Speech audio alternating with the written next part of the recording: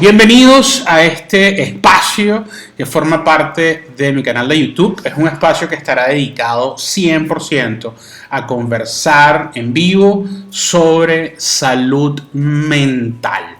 Hablaremos de diversos tópicos asociados con tu salud mental. Dedicaremos una cantidad de tiempo a yo darte pues una partecita de mi experiencia en el área. Luego apagamos las cámaras y nos quedamos en una ronda de preguntas y respuestas 100% en vivo. Este espacio va a ser un espacio que se va a repetir mensualmente, 2 veces por semana, y vamos a estar informando con detalle por todas las redes sociales cuáles van a ser las fechas del próximo mes de este mismo espacio de consultas en vivo.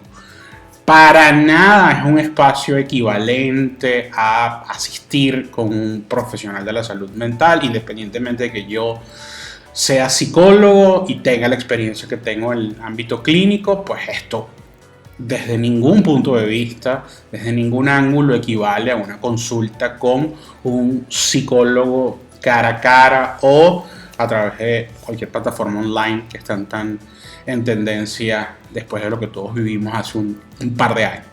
Pero sí me interesa poder brindarles información de calidad, poder brindarles información pues profesional, a partir además no solo de teoría, sino desde la práctica clínica y desde la atención con pacientes que presentan ciertas situaciones y afrontan ciertos retos, ¿sí? Dicho esto, creo que tiene todo el sentido del mundo comenzar hablando de salud mental, abordando el tema de los psicodiagnósticos, ¿sí? Lamentablemente, el mundo en el que vivimos, y digo lamentablemente y podemos ponerle comillas a esta expresión, lamentablemente por un lado y afortunadamente por otro, el mundo en el que vivimos, ya los psicodiagnósticos y las etiquetas psicológicas y psiquiátricas forman parte de nuestro discurso. ¿Qué les quiero decir con esto? Nuestros hijos, nosotros, nuestros padres, ya hablan, ya metieron dentro de su discurso términos como depresión, términos como ansiedad, términos como angustia, ataques de pánico, alteraciones del sueño, psicosis, histeria, trastorno límite de la personalidad, déficit de atención, autismo, etcétera, etcétera, etcétera. Les acabo de mencionar los primeros que me vinieron a la memoria, pero la lista pues bastante más numerosa, ¿sí? Eso tiene un lado bueno, muy bueno desde mi punto de vista, y un lado lamentable, un lado pues muy malo. Voy a comenzar hablando del lado que desde mi punto de vista pues es negativo, no del todo positivo, ¿sí? Para no hablar de que sea negativo. El lado que no es del todo positivo desde mi punto de vista es que muchas veces se abusa de ciertos términos y eso tiene su razón de ser. No tengo nada en contra de quienes se expresan utilizando términos que no manejan y que no les corresponde además manejar. No pasa nada, forma parte del discurso y el dinamismo asociado con lo simbólico de vivir en la sociedad que vivimos. El tema está cuando pues tomamos ciertos atajos asociados con estos términos, ¿no? ¿Qué les quiero decir con esto? Y voy a comenzar hablando de una vez de la práctica, ¿no? Del lado práctico de esto, ¿no? Cuando tenemos, por ejemplo, un hijo adolescente en casa, una hija adolescente, y tiene cierto comportamiento, ¿sí?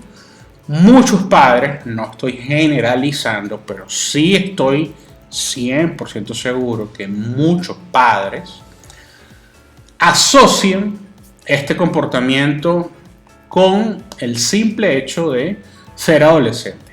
Es que como es adolescente está deprimido. Es que como es adolescente dejó de comer. Como es adolescente, pues le descubrimos ciertas sustancias, legales o ilegales. Como es adolescente, entonces tiene ataques de pánico y simplemente forma parte de esto de lo que yo vi que era el caos de la adolescencia.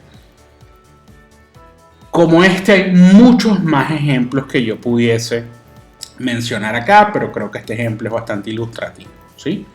Es bastante ilustrativo porque en este ejemplo se fusiona una etapa por la que todos nosotros que somos adultos hemos atravesado y además el tema de la terminología que no manejan, ¿sí? El hecho de que yo crea que porque mi hijo o mi hija está atravesando la adolescencia y tiene tal o cual comportamiento y eso yo lo asocio con lo que pudiese ser una depresión, no lo hace menos importante. El hecho de que yo le pongo una etiqueta, el hecho de que yo crea que es una justificación que mi hijo tenga tal o cual comportamiento porque tiene tal o cual edad, ¿sí? Es un riesgo que muchos padres corren y es absolutamente innecesario. Voy a retomar el tema de lo no tan favorable de que estos términos, que estos diagnósticos formen parte de nuestro discurso. Todo diagnóstico es una etiqueta como la que tiene un cuaderno, un libro, una etiqueta que yo le pego a algo para, pues, nombrarlo, ¿sí? Todos los psicodiagnósticos son etiquetas. El simple hecho de que sea una etiqueta le da sentido. Y en el preciso instante que ese objeto, esa cosa que yo etiqueté, tiene sentido, entonces mis niveles de alerta, mis niveles de atención disminuyen significativamente. ¿Qué les estoy diciendo? Les estoy diciendo que gracias a la etiqueta, muchas personas, no solo padres de adolescentes, muchas personas, incluyéndome, muchas veces por el uso de la etiqueta dejamos de prestarle atención a ciertos llamados de alerta o advertencia que pues tenemos todos los seres humanos, con los que tropezamos todos los adultos, en diversos entornos, no solo en nuestra casa, en el colegio, en la oficina, en el banco, en cualquier organismo del Estado donde yo pueda estar haciendo algún trámite, en la vida, ¿sí? Entonces, el hecho de que la etiqueta me haga disminuir los niveles de atención está asociado con el sentido propio de nombrar a algo, ¿sí? El sentido propio de etiquetar algo.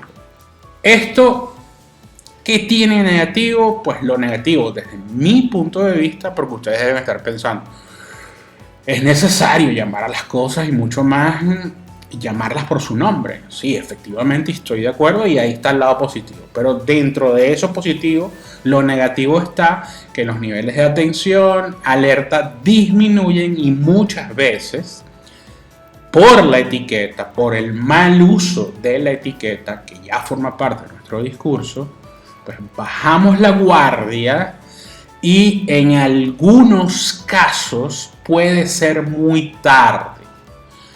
Reaccionar cuando tengamos que atender algo que ya llegó un momento en donde era irreversible. Hablo ahora sí de psicodiagnósticos y no de los de uso común, de uso popular, ¿sí? Si alguien sin formación en el área de la salud mental cree que sabe de qué va una depresión, créanme que está equivocado.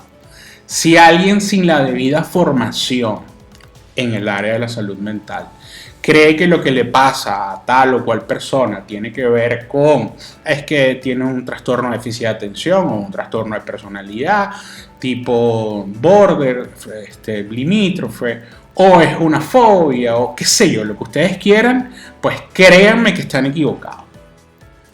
Y de la mano con esto que les acabo de decir, que están equivocados porque no están formados para tal afirmación, viene por añadidura una cantidad de riesgos enormes, ¿sí? Y no quiero que esto suene a alarma, entonces ahora todos vamos a estar pendientes de los manuales de psicodiagnóstico, porque ese no es el propósito de esto. El propósito de una interacción como la que yo pretendo tener con ustedes en el cortísimo plazo, en el espacio de preguntas y respuestas, es que tengan mayor conciencia del uso que le están dando a ciertos términos, porque no es sin consecuencias. Es decir, el uso que le estamos dando todos los seres humanos a ciertos términos tiene consecuencias en la sociedad. Y cada vez son más, y está estadísticamente comprobado, cada vez son más las consecuencias nefastas derivadas del mal manejo de ciertos trastornos de salud mental. Por ponerles un nombre, luego con calma vamos a ir hablando de si es o no un trastorno, si es lo adecuado o no es lo adecuado, pero en este momento pues lo que me interesa es que se queden con eso. Entonces, este es el lado, desde mi punto de vista, lamentable, no tan amable, no tan positivo. Afortunadamente, esto tiene un lado positivo y lo celebro y me parece genial, ¿sí? Hace relativamente poco, para mí relativamente poco es siglo pasado, que lo tenemos muy cerca, hace 30 años, esto no ocurría, no se hablaba como se habla hoy de todos estos términos que les mencioné hace un momento, ¿sí? Hace 30 años ir al psicólogo, ir al psiquiatra, pues era algo como, pues, muy tabú, era algo muy extraño, ¿sí? Y les estoy hablando de hace muy poco tiempo, ¿sí? Se dice siglo pasado, pero hace poco que comenzó este siglo, ¿no?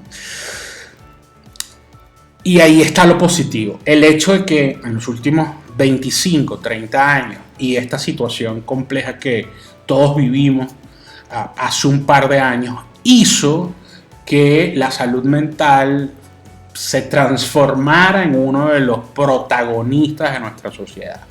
Comenzamos a prestarle atención, mucha más atención a la salud mental. Todavía no estamos cerca. De hecho, estamos bastante lejos de prestarle la atención necesaria a nuestra salud mental. Muchas veces nos ocupamos más de aspectos físicos, entre otros, que de aspectos asociados con la salud mental, ¿sí? Pero el avance, gracias a estas cosas negativas que les menciono, pues ha sido significativo y bastante rápido. ¿Dónde está lo positivo, lo rescatable y lo que yo creo que, pues, vale la pena retomar y trabajar también aquí, ir construyendo con ustedes? Lo positivo está en que ya hablamos de esto. Lo positivo está en que no hay demasiado tabú, no es demasiado extraño, no es raro decir que vamos al psicoterapeuta o a terapia o al psicólogo o al psiquiatra. No nos van a satanizar, no nos van a estigmatizar por el hecho de atender nuestra salud mental, ¿sí? Paréntesis, las personas que invierten en su salud mental, 100% garantizado, no hablan de estos términos, es decir, dentro del speech, dentro del discurso de estas personas que invierten en su salud mental, es poco probable que ustedes las escuchen hablar de depresión, de ansiedad, de ataques de pánico, de trastornos de personalidad, de fobia, porque se están ocupando de lo que tienen que ocuparse, que es su salud mental, sin darle demasiado sentido, énfasis, importancia a estas etiquetas, ¿sí? Entonces, lado muy bueno y lado pues no tan agradable, al menos no para mí.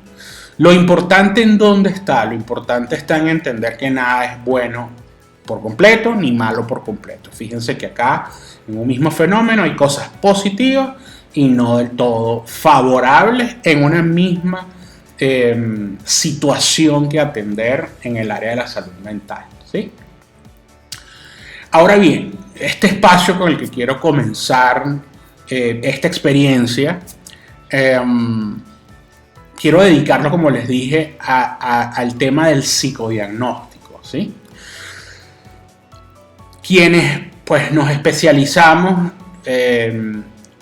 y hoy en día atendemos pacientes en el área de la salud mental, porque estudiamos psicología y pues invertimos el tiempo que ustedes saben que se invierte para estudiar, para practicar, para ganar experiencia en el área, al igual que los psiquiatras, al igual que profesionales pues, del área de la salud mental.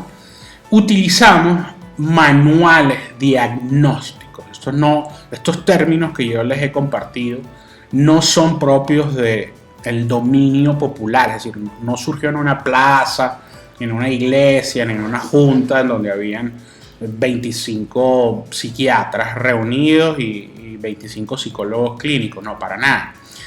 Estos diagnósticos responden a estudios estadísticos globales o con una cantidad significativa de personas. Los números no lo vamos a mencionar ahorita, ni el tema estadístico, específicamente asociado con la data detrás de estos diagnósticos, pero sí creo que es importante que ustedes se lleven que de todas estas etiquetas responden a estudios estadísticos, a números pues enormes asociados con patologías, con trastornos, con alteraciones, ¿sí? Entonces, estas patologías, estos trastornos, estos quiebres, estas alteraciones tienen cierta fenomenología, cierta forma de expresarse conductualmente, y esa forma de expresarse conductualmente del trastorno, de esta patología, de estos quiebres, pues se juntan en lo que se conocen como manuales para el psicodiagnóstico de los trastornos vinculados con la salud mental. Hay dos grandes manuales, igual de importantes, no prefiero uno por encima del otro. Podemos hablar de estos manuales, creo que no me corresponde darles el nombre de la bibliografía asociada, porque poco importa lo que está contenido dentro de esos manuales, sino si usted no es psicólogo clínico ni psiquiatra, ¿qué importa lo que están en los manuales de los psiquiatras? Usted no va a leer los manuales de los cardiólogos, ¿sí? En el peor de los casos, pues busca algo por allí en internet y tiene una idea, pero no se va al manual del cardiólogo porque no lo va a entender, no tiene formación. Exactamente lo mismo aplica con los manuales de los trastornos mentales. De hecho, les recomiendo, no lo revise, no busque en internet, confíe en el profesional en el que está poniendo su vida, ¿sí? Creo que es importante entender que a la hora de invertir en salud mental, usted tiene que invertir en un profesional capacitado, entonces confíe en esa persona, ¿sí? Entonces, estos dos grandes manuales, o este manual, para agruparlo y hablar solo de un manual, no de dos manuales, estos manuales, pues responden a estudios y valoraciones estadísticas. Son manuales que además se actualizan luego de cierto periodo de tiempo. Hay versiones muy actualizadas desde hace relativamente poco tiempo. Vendrán actualizaciones en los próximos meses. Y les digo esto porque otra cosa que me parece gravísima y que se repite mucho es el tema del abuso de los términos, que ya no se utilizan desde hace 25, 30 y hasta 40 años, ¿sí? Hay casos célebres en varios de nuestros países que yo les he seguido la pista de personajes públicos, artistas, actores, etcétera, que han publicado situaciones pues complejas derivadas de su salud mental y han dicho los diagnósticos que les han dado a ellos, cosa bastante absurda, y son diagnósticos de hace 40 años y son personas que hasta han sido atendidas los últimos 12 meses, ¿no? Hay varios, podemos hablar en el en vivo de preguntas y respuestas sobre esos casos y pues está ahí en internet, pero está la data, ¿no? Entonces cuidado, ¿sí? Cuidado porque esto es mucho más serio de lo que ustedes creen Y hablar de depresión, hablar de angustia, hablar de ansiedad es mucho más complejo que simplemente pues tener la sensación de que te falta el aire o de que pues estás distraído o que tienes desde tu punto de vista una alteración en el sueño, o que estás cansado muchas horas del día o que no puedes descansar. Pues eso es una cosa, y otra cosa completamente diferente es tener una alteración a nivel de trastorno que se incluya dentro de alguno de estos manuales, ¿sí? A propósito de estos manuales, pues dentro de nuestro mundo de la atención a pacientes en el área de la salud mental, existen dos grandes formas, creo que es importante que ustedes lo manejen. Existen dos grandes formas de tipificar a nuestros comportamientos, y está la neurodiversidad, que se puso de moda, al igual que todos los términos que yo les acabo de mencionar. Pues está como en tendencia a hablar de neurodiversidad. Lo que no está en tendencia es hablar de neurotipia. La neurodiversidad y la neurotipia es una manera de etiquetar, de segmentar y separar lo normal de lo atípico, lo típico de lo atípico, ¿sí? Entonces, la mayoría de las personas que estamos aquí, es bastante probable que seamos catalogados como neurotípicos. ¿Qué quiere decir neurotípico? Neurotípico quiere decir fundamentalmente normal. Tenemos la capacidad de interpretar nuestro entorno de una manera satisfactoria para la mayoría. Fíjense que digo satisfactoria para la mayoría y similar a la del resto del mundo, ¿sí? Cuando les digo esto, no estoy hablando de mejor, de peor, de bueno, de malo, de cierto, falso. Estoy hablando de términos estadísticos. Las personas neurotípicas son las personas capaces de interpretar la realidad que los rodea de una manera bastante similar al resto del mundo, ¿sí? Sin que ese proceso de interpretación de la realidad genere un quiebre significativo. Puede haber subjetividad, puede haber diferencia de opiniones, pero no hay un quiebre significativo en ese proceso de construcción en comparación o a la hora de pues, describir la realidad con otra persona, ¿sí? Mi realidad en función de la otra persona. El otro lado de la moneda, la otra cara de la moneda, está en la neurodiversidad. Y acá voy a hacer un paréntesis porque entonces, gracias a todos los avances valiosísimos y significativos con el autismo, parece ser que se ha construido que hay como un match automático entre autismo y neurodiversidad, y resulta que no es así. Dentro de la bolsa, dentro del paquete de la neurodiversidad, están todas las personas que, a diferencia de los neurotípicos, tienen la capacidad, porque es una capacidad, no es una decisión que ellos toman, es una capacidad de interpretar la realidad de una manera diferente al resto del mundo. No es única, pero no entran como parte de una normal. Cuando yo digo normal me refiero a la normal estadística. Entonces, cuando nosotros que no tenemos formación en esta área del tratamiento, el acompañamiento, el diagnóstico de trastornos de la salud mental, escuchemos neurodiversidad, eso no es igual a espectro autista, para nada. El espectro autista forma parte de la neurodiversidad, así como también puede formar parte de la neurodiversidad muchísimos otros diagnósticos, como la depresión mayor, como la anorexia bulimia, como diversas adicciones, como la fobia, etcétera, etcétera, etcétera. Entonces, dentro del paquete de la neurodiversidad se incluyen todos los trastornos y toda la psicopatología, todas las patologías propias de nuestro comportamiento, nuestra salud mental. Entonces, cuando hablamos de neurodiverso, nos referimos a alguno de esos diagnósticos, de alguno de esos psicodiagnósticos, ¿sí? Ustedes que me están escuchando en este momento, la gran mayoría no tiene formación en el área de salud mental, cosa que me parece bastante bien porque están aquí y están formándose, están informándose, más que formándose, están informándose de algo pues en lo que no tienen formación.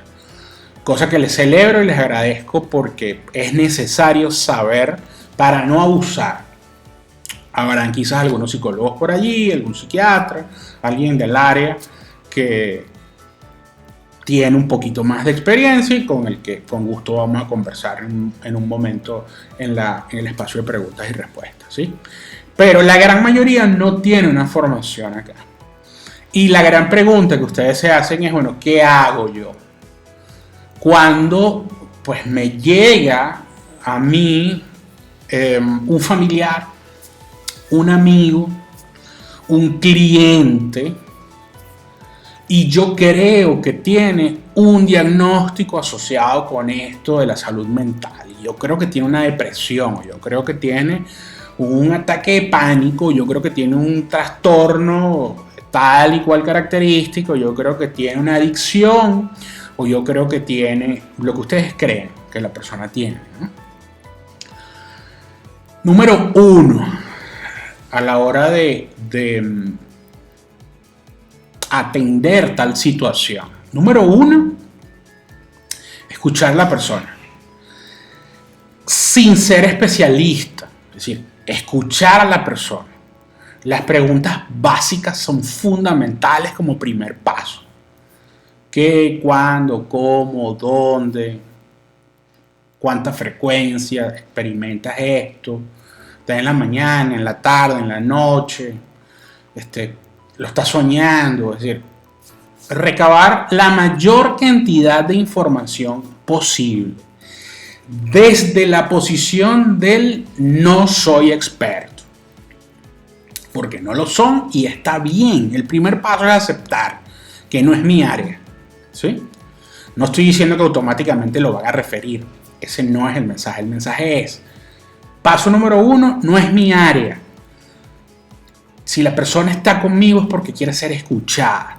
Entonces tengo que escucharlo. Mi responsabilidad como consultor, como mentor, como coach, como psicoterapeuta muchas veces, porque la mayoría de los psicoterapeutas no tienen formación clínica del área de la psiquiatría o de la psicología clínica, pues no tiene por qué tenerla, ¿no? Porque no todos los psicoterapeutas son psicólogos, ni todos los psicólogos son psicoterapeutas, ni todos los psicoterapeutas son psiquiatras, ni los psiquiatras son psicoterapeutas, ¿no? Entonces, hasta los psicoterapeutas que no manejan el área de la patología, pues escuchen al otro desde lo básico, qué, cómo, cuándo, dónde y todas estas preguntas que les mencioné hace un momento, ¿sí? Eso les va a permitir entender o comenzar a entender, comenzar a construir diversas hipótesis. Diversas hipótesis asociadas, unas y otras no asociadas, con la presunción, la sospecha de que pudiese haber algún tipo de trastorno, algún tipo de fenómeno que requiera atención especializada. Entonces, número 1, escucha desde la responsabilidad absoluta del no especialista, desde la humildad, ¿sí? Ese es el número 1. 2, en función del primer elemento, no dar solución a algo que no me corresponde, ¿sí? ¿Por qué? Porque muchas veces las personas cuando acude a usted y se sospecha de algún psicodiagnóstico, dar alternativas, dar soluciones, mandar a la persona a ver una película o leerse un libro o cualquier actividad que a usted se le ocurra, puede ser contraproducente, porque el proceso de construcción de sentido en esa persona que llegó a usted con cierta vulnerabilidad y fragilidad está alterado. Entonces, no den sentido desde la perspectiva de la película te va a calmar, o es que el libro te va a calmar, o lee tal página web, o escucha tal podcast.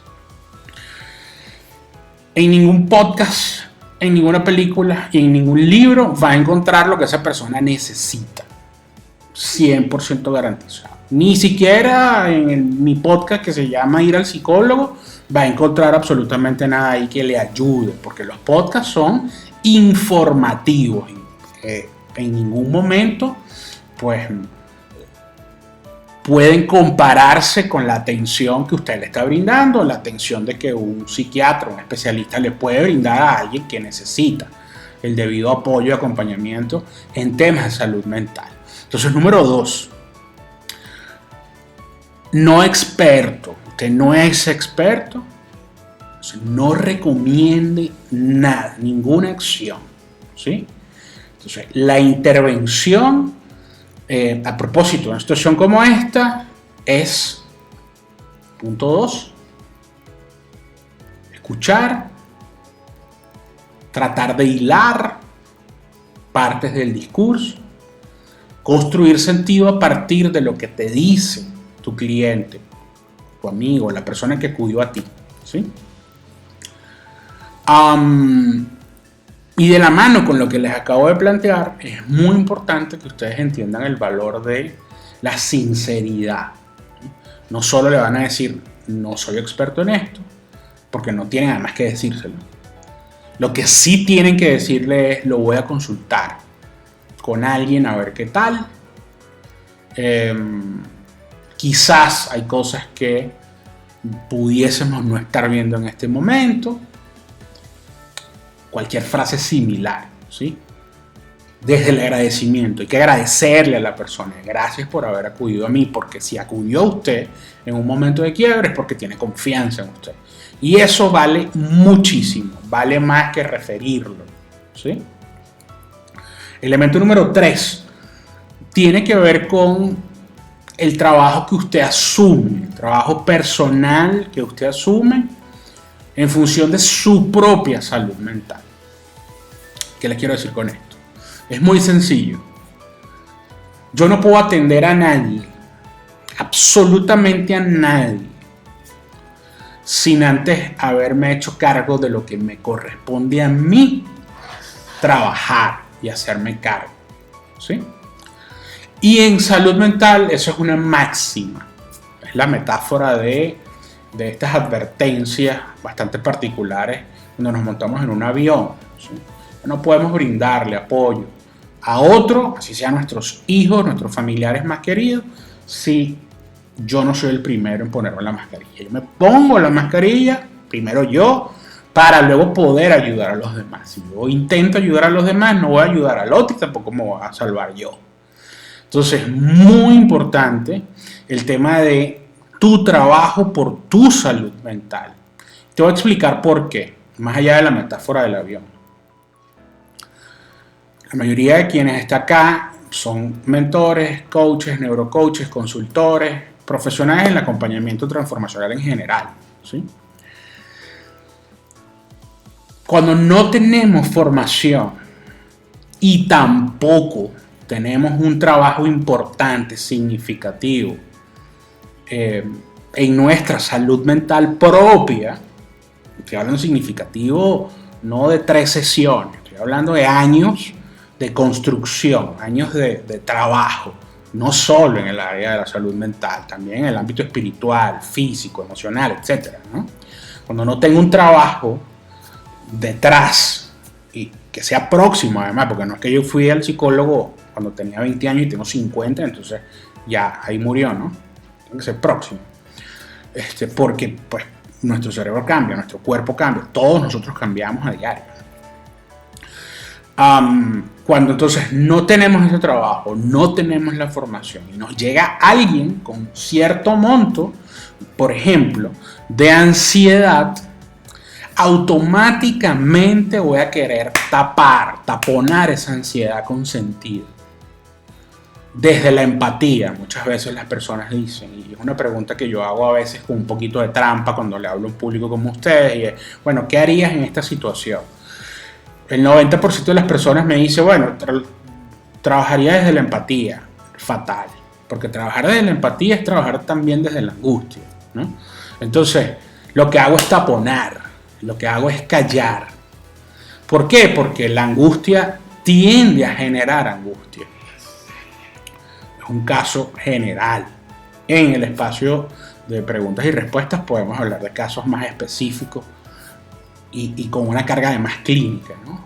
Públicamente, pues no es profesional ni ético hablar de aspectos clínicos tan abiertamente, al menos no para mí.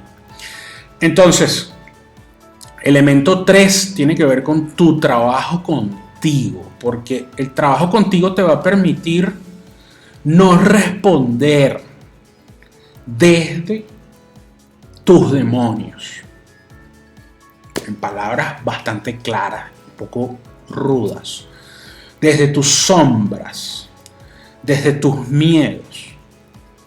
El común denominador de las personas sin la debida formación, no solo técnica, sino también pues, personal, como les mencioné ahorita, responden desde sus demonios, responden desde su experiencia personal, desde lo que a mí me funcionó, desde lo que yo creo que te pudiese funcionar. Y resulta que el camino del otro es del otro. Y si te buscaron a ti, no fue para que tú le compartas tu camino, ni tu experiencia, porque tu experiencia es tuya. Tu realidad, tus recursos, tu oxígeno es diferente al del otro. O sea, el aire que te rodea es diferente al del otro, ¿sí? Entonces hay que tener muchísimo cuidado con eso.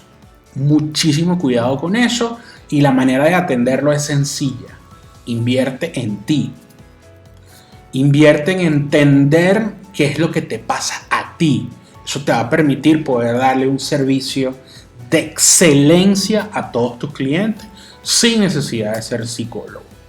Eso te va a permitir poder atender una situación, referir un cliente cuando sea necesario referirlo y tener claro cuáles son los límites entre tu práctica y la práctica profesional de otra persona, de otro especialista. En este caso particular, lo que estamos hablando, un especialista en el área de la salud mental. Entonces tenemos 3 elementos muy sencillos, muy pragmáticos a considerar, que tienen que ver con él, desde mi punto de vista, una forma bastante sencilla, pragmática de abordar el tema de los diagnósticos, pues que han formado parte ya de nuestro discurso, que forman parte ya de nuestra vida, de nuestro cotidiano, y que muchas veces pues nos pasan factura, ¿sí? Esos 3 elementos. Si te fijas, todos tienen que ver contigo, ninguno tiene que ver con el otro, ¿sí?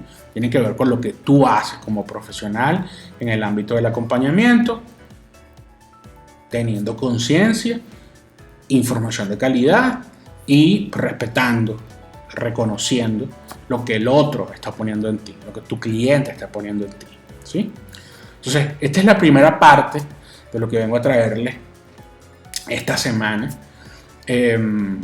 y pues agradezco la atención en esta primerísima parte. Vamos a pasar a la segunda parte.